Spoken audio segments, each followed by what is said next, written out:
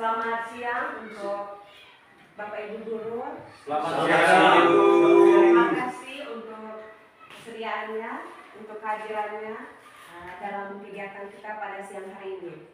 Pada siang hari ini saya bersama rekan saya Pak Freddy Leho akan menyampaikan diseminasi pada modul 1.4 tentang budaya positif, di mana modul 1.4 ini telah kami pelajari dalam program guru penggerak. Mari kita mulai saja. Untuk konsep budaya positif yang hari ini akan kita bahas, itu ada 8 poin penting. Bisa kita lihat bersama.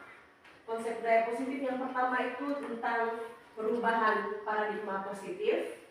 Yang kedua, disiplin positif. Yang ketiga, nilai-nilai kebajikan.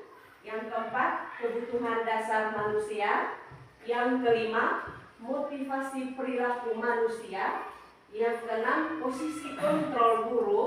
Yang ketujuh, keyakinan kelas. Dan yang kedelapan, segitiga restitusi. Karena kami di sini ada 2 calon guru penggerak, jadi untuk membahas konsep inti budaya positif ini kami sudah sepakat untuk bagi tadi. Jadi nanti yang akan saya jelaskan itu dari poin 1 sampai 4 dan poin 5 sampai 6, 5 sampai 8 akan dibahas oleh teman saya, rekan saya Pak Freddy Leho. Budaya positif di sekolah itu sangatlah penting untuk mengembangkan peserta didik yang memiliki karakter yang kuat dan berakhlak sesuai dengan profil belajar Pancasila. Adapun yang menjadi tujuan dalam tindakan budaya positif, yaitu yang pertama, kita berharap agar dengan budaya positif ini dapat terwujudnya visi sekolah melalui penerapan budaya positif. Yang kedua, terbentuknya karakter murid yang disiplin. Yang ketiga, menumbuhkan dan menguatkan karakter positif melalui pembiasan-pembiasan positif. Kemudian, yang berikut, menumbuhkan karakter profil pelajar Pancasila, yaitu pelajar sepanjang hayat yang memiliki kompetensi global dan berperilaku sesuai dengan nilai-nilai Pancasila.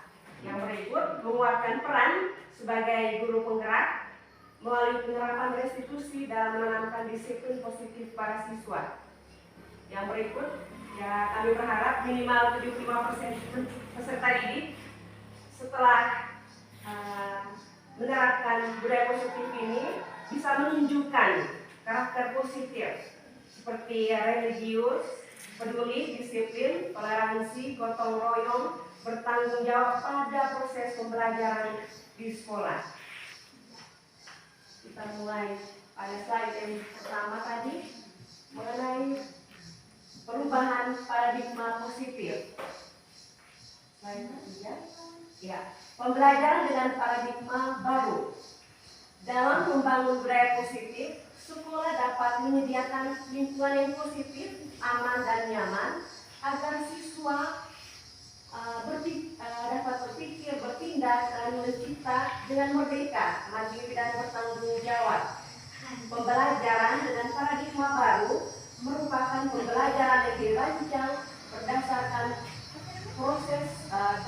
prinsip pembelajaran berdiferensiasi, sehingga peserta didik belajar sesuai dengan kebutuhannya berdasarkan tahapan perkembangan sesuai dengan teori psikologi modern untuk mewujudkan profil pelajar Pancasila.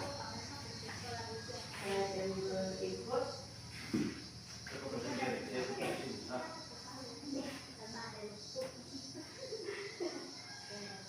ini tentang stimulus respon tentang dunia dan teori kontrol tentang dunia.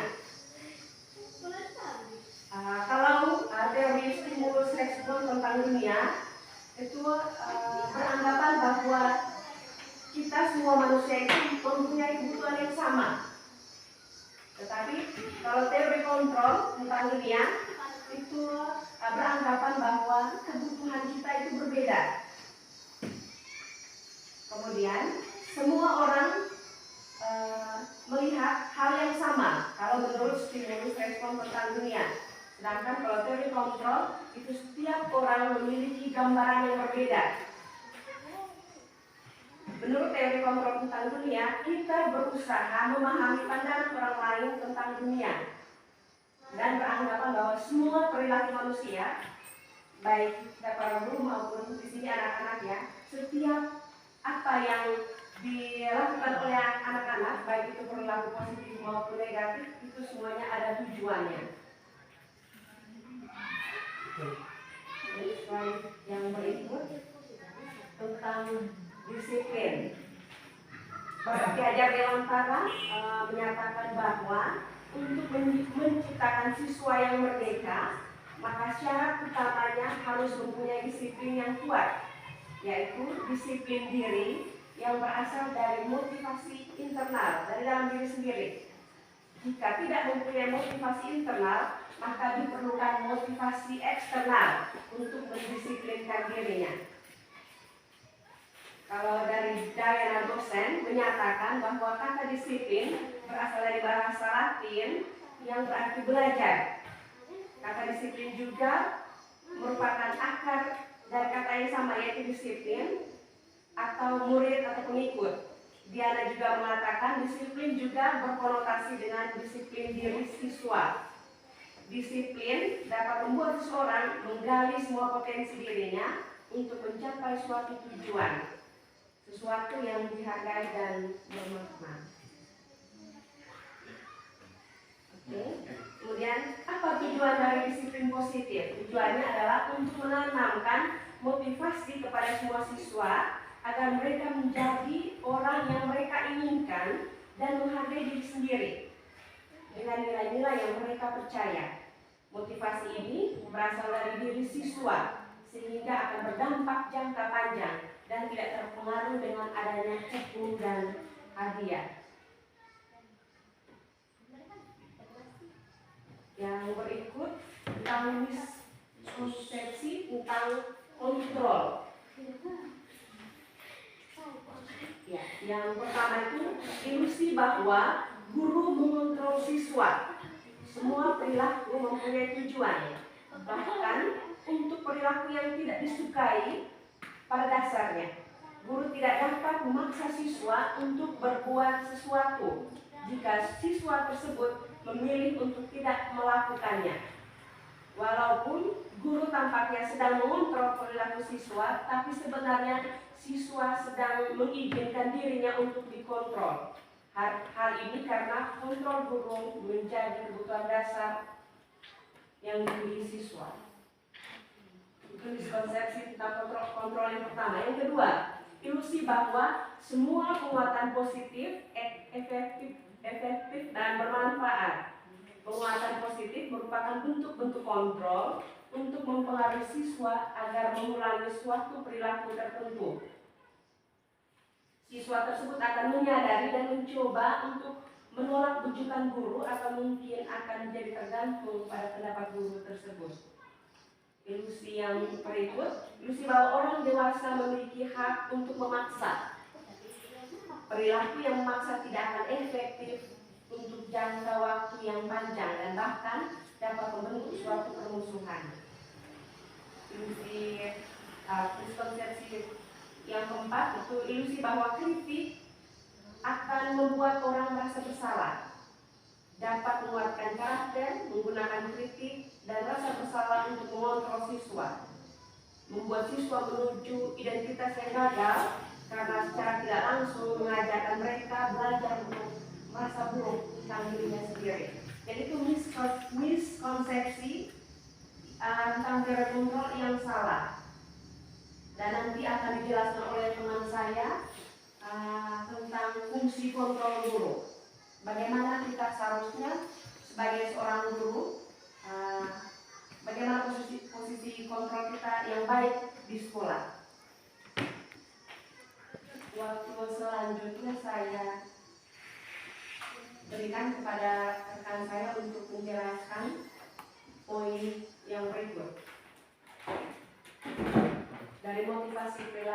manusia. Baik, terima kasih Ibu Evi atas kesempatan yang diberikan. Teman-teman sekalian, Bapak Ibu guru, setelah kita menyimak secara bersama tentang bagaimana budaya positif di sekolah, bahwa rentetannya seperti itu.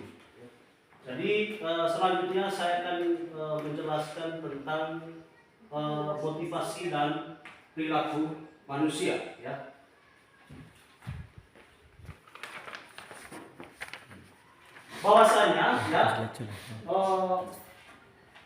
Bahwasanya setiap kita itu, ya, memiliki motivasi, ya. Anak-anak kita memiliki motivasi atau semangat belajar. Pertama sekali adalah motivasi internal, ya. Motivasi internal di sini bahwa motivasi atau semangat belajar itu harus tumbuh dari dalam diri siswa itu sendiri. Masuk pada kurikulum Merdeka sekarang, bagaimana kita menjadi guru, ya, tugas kita di situ adalah sebagai fasilitator, sebagai among belajar. Jadi siswa disuruh untuk memiliki motivasi yang kuat dan dalam dirinya untuk mengenal diri dan juga untuk belajar. Baik, yang berikut.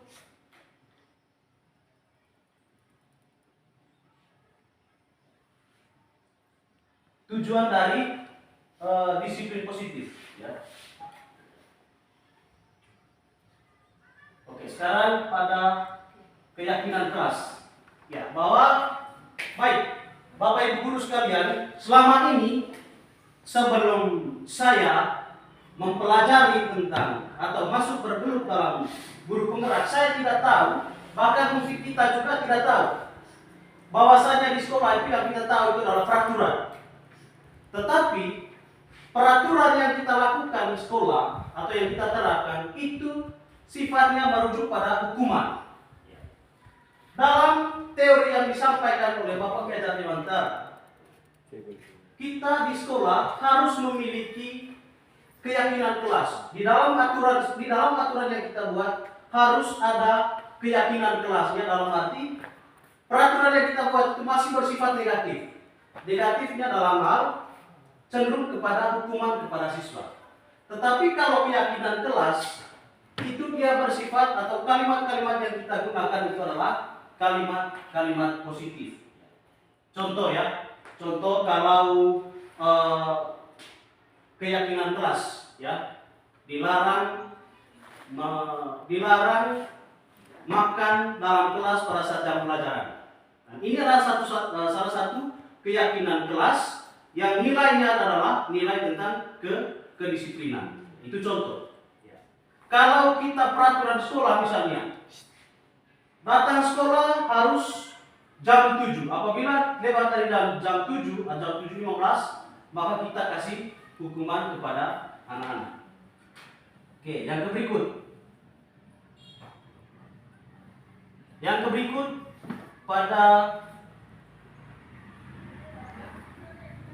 dalam pembuatan keyakinan kelas, bahwasanya keyakinan kelas itu diramu secara bersama-sama, baik oleh komponen guru maupun oleh siswa. Jadi kita juga dalam membuat keyakinan kelas itu harus minta pendapat dari siswa, bagaimana yang terbaik, sehingga kita masuk pada ketika kita mengatasi siswa yang bermasalah. Di sana kita akan menanyakan keyakinan kelas apa atau kesepakatan kelas apa yang Anda sudah langgar. Seperti contoh, ketika kita menangani siswa, dia datang terlambat, apa keyakinan apa yang dia sudah langgar? Ya jelas dia menjawab bahwa tentang kedisiplin atau tidak menghargai bakti. Baik, pertama dalam pembuatan keyakinan kelas, memberikan kesempatan kepada semua siswa untuk berpendapat tentang peraturan yang perlu disepakati di kelas. Yang kedua, mencatat semua masukan siswa di papan tulis atau di kertas besar sehingga semua siswa bisa melihatnya. Yang ketiga, menyusun keyakinan kelas sesuai dengan prosedur. Yang keempat, meninjau kembali daftar pendapat yang telah dicatat, kemudian mengajak siswa untuk mencari nilai kebajikan atau keyakinan kelas yang menjadi inti peraturan tersebut. Yang kelima, setelah meninjau ulang keyakinan kelas selesai meninjau ulang, maka dibuatlah kesepakatan tentang keyakinan kelas. Yang berikut, kebutuhan dasar manusia. Jadi kita masuk pada kebutuhan dasar manusia. Kalau dalam ekonomi kita sering, jadi kebutuhan dasar manusia berbeda dengan kebutuhan yang dipelajari dalam ilmu ekonomi. Kalau di dalam ilmu ekonomi kebutuhan dasar itu sandang dan pangan. Kalau di dalam kebutuhan siswa, kebutuhan belajar itu dia terbalik. Ya. Pertama sekali itu adalah kebutuhan untuk bertahan hidup. Yang kedua,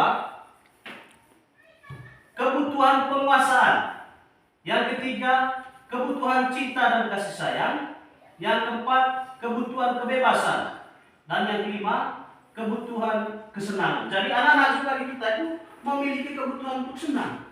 Jadi ketika dia datang ke sekolah, pada saat pembelajaran selesai, pada saat istirahat, dia membutuhkan kesenangan. Berarti lingkungan sekolah harus didukung dengan lingkungan sekolah, tentunya lingkungan sekolah yang ramah, lingkungan sekolah yang rapi dan indah.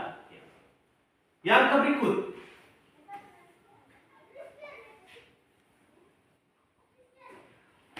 masuk pada posisi kontrol. Jadi guru itu, Bapak dan Ibu sekalian, saya juga secara pribadi sebelum masuk di guru penggerak ini, saya tidak tahu tentang bagaimana fungsi kontrol. Paling kita, kenapa kau terlambat? Jam berapa masuk kelas? Nah, itu sudah yang kita tanya. Tetapi di dalam, setelah kami menggeluti, saya dengan teman saya Ibu Maria Evianandate ini, bergelut dalam guru penggerak ini, kami sudah tahu bahwa posisi kontrol guru itu ada 6. Ya. Pertama, dia sebagai penghukum. Penghukum di sini maksudnya seorang penghukum dapat menggunakan hukuman fisik dan verbal. Jadi biasa kalau kita menangani anak-anak yang datang terlambat atau sering bolos, ya, ada hukuman fisik dalam bentuk jewer telinga atau dalam verbal kita keluarkan kata-kata yang negatif. Yang kedua, membuat orang merasa bersalah. Ya. Dan dalam membuat orang merasa bersalah ini, seorang guru berusaha lembut dan menggunakan keheningan yang membuat siswa menjadi tidak nyaman dan bersalah atau rendah hati. Yang kedua, yang berikut, sebagai teman, ya, sebagai teman. Bahwasanya kita guru itu melihat siswa juga, selain sebagai anak didik, kita di satu sisi kita melihat mereka itu sebagai teman. Yang berikut, sebagai pemantau. Ya. Di sini selain kita mengajar di dalam kelas, kita juga berfungsi sebagai pemantau. Dalam arti pemantau di sini melihat perilaku anak, ya, melihat perilaku anak.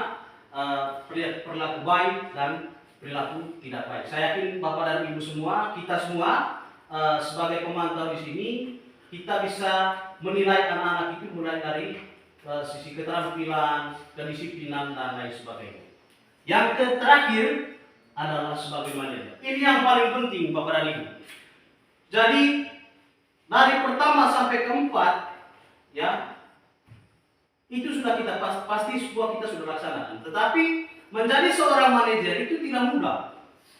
Bagaimana kita menangani anak-anak itu, yang menangani siswa itu, supaya semua hukuman tidak ada, semua bentuk kekerasan verbal dan kekerasan fisik itu tidak ada.